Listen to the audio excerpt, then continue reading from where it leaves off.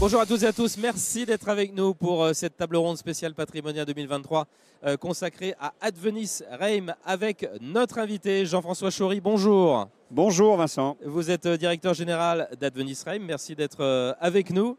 Aujourd'hui, on va voir dans quelle mesure l'immobilier garde son intérêt patrimonial. Grand sujet, surtout en ce moment.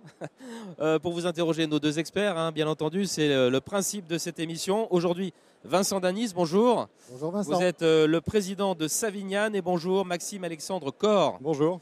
Vous êtes le président d'AD Mayora. Merci d'être là. Avant toute chose, Jean-François, un petit mot de présentation d'Advenis Reim quand même. Qu'est-ce que ça représente au jour d'aujourd'hui?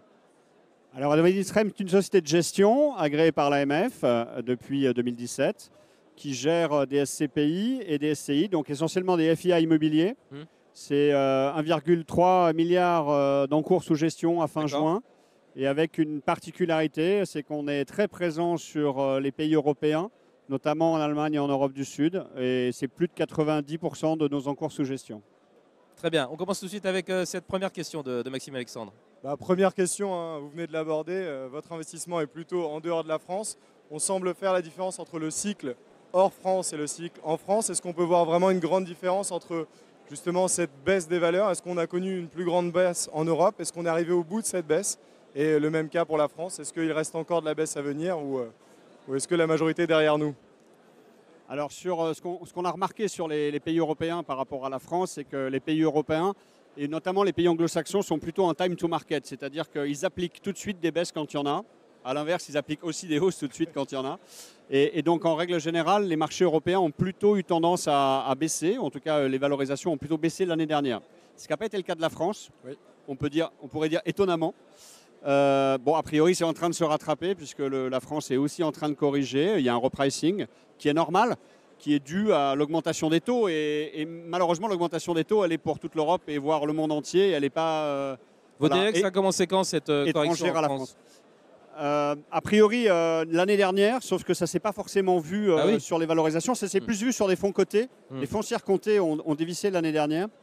Alors après, on pourrait faire la comparaison justement entre le private equity immobilier, qui est un petit peu plus, on va dire, résilient dans le sens où la mécanique, notamment des SCPI, est différente d'un fonds coté journalier qui est plus, lui, dépendant des mouvements boursiers.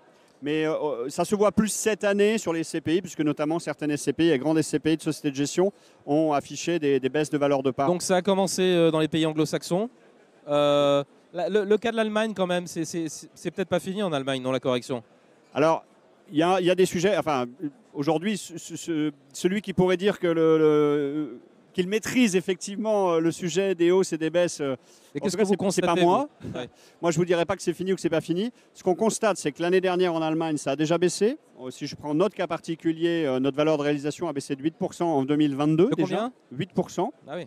Et effectivement, on a aussi subi une baisse sur le premier semestre. Donc, grosso modo, le marché allemand, il a déjà effectivement corrigé de l'ordre de 12%. Donc ça, c'est effectivement effectif. A priori, en France, on est déjà dans ces épures-là aussi, sauf que ça se fait d'un coup et en 2023.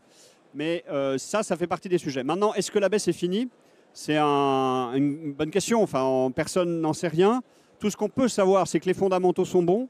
Les fondamentaux, c'est quoi? C'est l'indexation des loyers. Aujourd'hui, on a des loyers qui sont nettement indexés. Si vous parlez de l'Allemagne, si on a une inflation de l'ordre de 9% l'année dernière et un petit peu positive encore cette année, on devrait avoir des augmentations de loyers, des indexations de l'ordre de 12 à 13% sur l'exercice 2022 et 2023. Aujourd'hui, c'est des hausses qui sont acceptées par les locataires parce qu'elles n'avaient pas eu lieu depuis de nombreuses années. C'est contractuel aussi, bien entendu, dans les baux. Donc ça fait partie des éléments qui sont importants.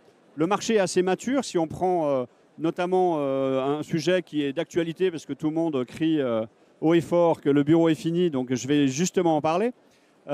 Aujourd'hui, les taux de vacances en bureau, si vous prenez les villes comme Cologne, comme Stuttgart, comme Berlin, comme Munich, on est entre 3 et 4% de taux de vacances, qui n'a jamais été aussi bas, voire un tout petit peu plus élevé. Et les villes dans lesquelles le taux de vacances est le plus élevé, c'est quoi alors? C'est Francfort et Düsseldorf qui sont autour de 8%. Ouais. Et quand vous prenez ça, bien entendu, il faut faire la distinction entre Francfort intramuros et la périphérie de la ville, qui, un peu comme Paris aujourd'hui, a aujourd'hui un taux de vacances très faible, Paris intramuros, et avec des taux de vacances très importants à l'extérieur.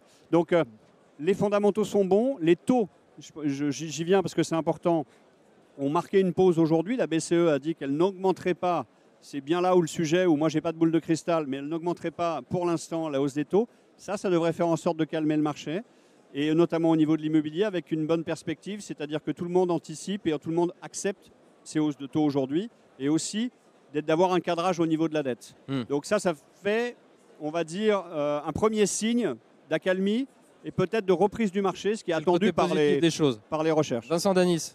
Justement, dans ce marché allemand qui a déjà baissé en 2022, qui rebaisse en 2023, où l'indexation des loyers se passe bien, où les taux de la BCE sont les mêmes pour tout le monde, certains confrères ont déjà baissé le prix de part de leur SCPI et a priori Eurovalis résiste bien. Comment faites-vous?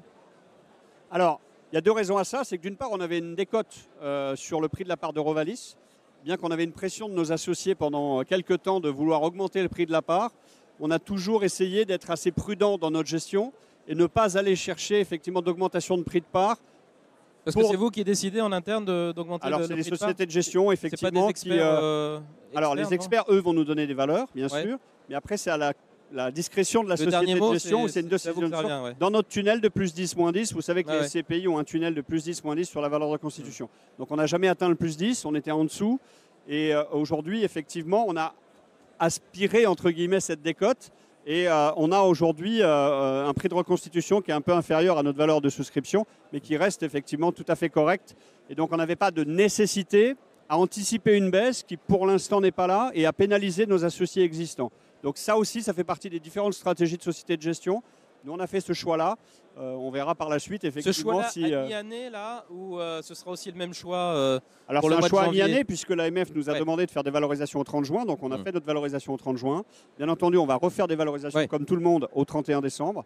Et donc, à partir de là, on verra ce que vont donner les taux de capitalisation sur le second semestre sur le marché. Maxime Alexandre. Un des sujets que vous avez déjà un peu abordé, c'est le sujet de l'indexation des loyers et de l'inflation. On l'a mis beaucoup en avant pour les SCPI allemandes notamment, en disant par exemple qu'en France, il y avait un plafonnement en fonction des locataires, etc. Est-ce qu'on retrouve de plein pot dans vos loyers distribués cette inflation? Est-ce que les loyers d'Eurovalis vont augmenter d'autant que l'inflation? Et on peut aussi se poser la question pour l'Espagne, en tout cas le sud de l'Europe que vous abordez aussi. Alors sur l'Allemagne, on a effectivement une inflation qui fonctionne à plein, entre guillemets, sur les indexations des baux, puisque c'est contractuel. Alors, ce n'est pas les mêmes mécanismes qu'en France, on n'a pas les îles l'IRL, etc. C'est souvent lié au baux, c'est-à-dire que c'est au cas par cas, et souvent ça fonctionne par des caps à 5 ou à 10%. Et donc, si vous avez un cumul d'inflation à plus de 5%, vous impactez de 5% la hausse de vos loyers. Si c'est à 10, vous impactez à 10%. Donc ça, on l'a fait. Ce que je disais tout à l'heure, c'est qu'on a aujourd'hui, on va avoir... Alors, au 30 juin, on était à 11% de hausse de loyer depuis début 2022 sur le périmètre constant. Et donc, on devrait avoir encore un peu des hausses sur le second semestre. Donc ça, on suit effectivement le taux d'indexation. Après, il faut être conscient aussi que c'est les premières hausses, elles sont acceptées. On a, nous, une très belle qualité de locataires qui sont capables d'accepter ces hausses.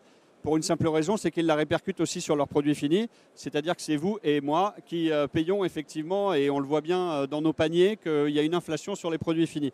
Donc aujourd'hui, ça fait partie des éléments importants. Sur l'Espagne, on a le même schéma, avec une inflation moins forte. Vous aurez remarqué que l'Espagne s'alimente pas par l'énergie de gaz russe, mais plutôt sur le gaz algérien. Et donc, il y a eu une inflation moins forte sur les produits énergétiques, donc une inflation globale moins forte. Et donc, on a en règle générale une inflation sur les loyers qui est un petit peu moins forte, mais du coup, avec une résistance du marché espagnol qui est un peu meilleure, parce que croissance du PIB vis-à-vis de la France et vis-à-vis de l'Allemagne notamment. Vincent Danis, votre question. En quoi ce nouveau contexte de taux a-t-il pu influencer votre stratégie d'investissement, que ce soit en localisation ou en secteur d'activité de locataire? Alors, elle a clairement impacté déjà notre méthode d'acquisition, puisqu'auparavant, on faisait toujours un petit peu appel à de la dette. Depuis le début de l'année, on achète toutes nos opérations cash. Et donc, du coup, effectivement, comme on a de la collecte, on investit toujours dans de très bonnes conditions aujourd'hui, puisqu'il faut bien reconnaître que le marché a bougé. S'il y a un repricing, ça veut dire qu'on achète dans de meilleures conditions. Et donc, on peut se permettre d'acheter cash aujourd'hui, ce qu'on faisait moins auparavant. Donc ça, c'est la première chose qui a nettement changé. Et après, mais ça fait partie non pas du contexte de taux, mais plutôt d'un contexte général. C'est qu'on avait dit en début d'année qu'on commençait à diversifier le patrimoine d'Eurovalis et d'Elialis. Et donc, on a commencé à acquérir des biens plus industriels. Le dernier en date, c'est à Wolfsburg, c'est Volkswagen, notre locataire, qui est un laboratoire de test pour les véhicules de sport. Et donc, on a effectivement cette vocation à commencer à diversifier. Et donc, industriels, des sell and leaseback. Aujourd'hui, il y a des entreprises qui vendent leurs murs et qui recherchent effectivement un financier pour porter leurs murs et rester locataires de leurs biens. Ça fait partie des cibles qu'on regarde. Et d'autres classes d'actifs, comme le commerce ou l'hôtellerie par exemple. On a encore le temps pour 2 questions, une chacun. Maxime Alexandre Corr.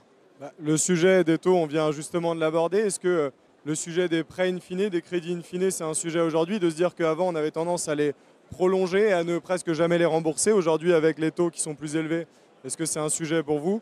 Et deuxième, on présente les prêts allemands souvent comme en taux variable. Est-ce que ça a été le cas pour vous ou pas du tout? Alors non, on a toujours acheté en taux fixe en Allemagne, comme en Espagne. Donc là, il n'y a pas de sujet. On a évité cette problématique-là. Et donc on n'a pas de problème avec la variation de nos taux et la variation de nos remboursements. L'autre point, c'est effectivement les dettes. Les dettes aujourd'hui, notre première échéance, elle est en 2025. Donc on a le temps un petit peu de voir ce qui va se passer sur les taux. Donc on discute déjà avec la banque. Et sinon, après, on a des échéances beaucoup plus lointaines qui sont en 2029 et 2030. Donc ça nous laisse une bonne visibilité sur ces sujets-là pour voir un petit peu comment les taux vont être influencés par l'inflation et par peut-être une récession qui pointe un petit peu en Europe. Et donc ça va aussi pas mal influencer les politiques de taux de la BCE et de la Fed. Et la dernière question de cette émission est pour vous, Vincent. Eh bien, parmi les secteurs de diversification, avez-vous étudié la santé, l'éducation en Allemagne? Est-ce que ce sont des choses que vous pourriez retenir? Alors, on a déjà de l'éducation dans Eurovalis puisqu'on a une école qui est dans un de nos actifs à Cologne, à Stolberger, et une autre qui a aussi pris une bonne partie de nos surfaces à Munich, à Neudiberg. Donc, en fait, quand on dit bureau chez nous, c'est vrai que c'est un petit peu restrictif puisque là, on est en train de faire une extension d'un local à Plattling aussi en Bavière de CSA, qui est une grosse société d'expertise canadienne. Et on fait une expansion sur des laboratoires et donc sur l'actif qu'on considère bureau, il doit y avoir à peu près 20% de bureaux et 80% de laboratoires. Donc je pense qu'on aurait matière à peut-être affiner un petit peu aussi notre communication sur ces points-là, puisqu'on n'a pas que des bureaux secs, on a souvent aussi des bureaux avec des activités à côté, mais effectivement, l'éducation, au même titre que la santé, peut nous intéresser, même si on n'est pas des spécialistes, hein, donc je tiens à le rappeler. Et je pense qu'on va plutôt aller vers de l'industriel, donc une mixité d'usages avec de l'activité professionnelle et des bureaux liés à l'entreprise. Voilà, écoutez, on a encore plein de questions, bien entendu, hein, mais c'est tout le temps qui nous reste. Merci beaucoup d'avoir participé à cette émission, Jean-François Chaury, directeur général d'Advenis REM. Et merci à nos 2 experts, Maxime Alexandre Corr, président d'AD Mayora, et Vincent Danis, président de Savignan. Merci à toutes et à tous de nous avoir suivis. Très bon Patrimonia 2023. À très bientôt.